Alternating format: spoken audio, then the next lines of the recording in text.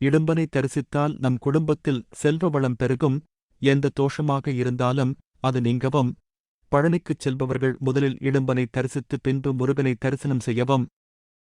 பழனிமலை இங்கு அமைவதற்கு ஒரு முக்கிய காரணமாக இருந்தவர் இடும்பன். முருகன் வேல் கொண்டு வதம் செய்த சூரபத்மன், பானுகோபன், கஜமுகாசுரன், சிங்கமுகன் ஆகிய அசுரர்களின் குருவே இடும்பன்.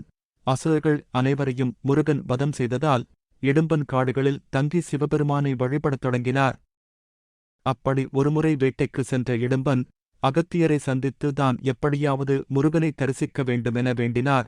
அகத்தியர் பூசவனத்தில் நான் முருகனிடம் பூஜைக்காக பெற்ற சிவன் மற்றும் சக்தி மலை உள்ளது, அந்த 2 மலையையும் பொதிகைக்கு கொண்டு வந்தால் முருகனை தரிசிக்கலாம் என்றார் அகத்தியர். முருகனை தரிசிக்கும் ஆசையில் கட்டளைக்கு அடிபணிந்தார் இடும்பன்.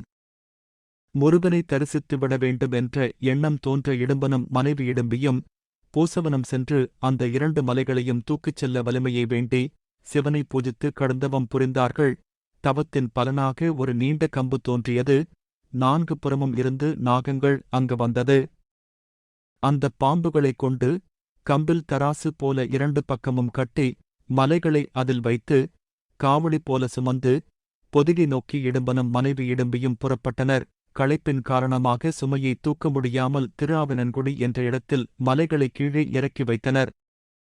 இளைப்பாறிய பின்பு மலையை தூக்கிக் கொண்டு நடக்க மிகவும் கடினமாக இருந்துள்ளது.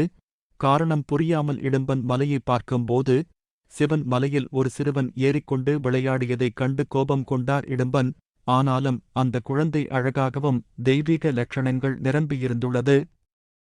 ஆதலால் இந்த குழந்தை ஒரு தெய்வப்பிறவி என்பதை இடும்பன் அறிந்து கொண்டு பணிவுடன் மலையிலிருந்து கீழே இறங்கும்படி வேண்டினார்.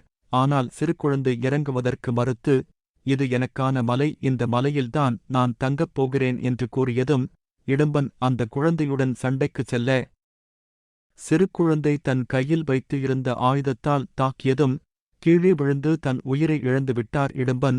இதைக் கண்ட இடும்பனின் மனைவி குழந்தையின் காலில் விழுந்து கண்ணீர் சிந்தி அழத் தொடங்கினார்.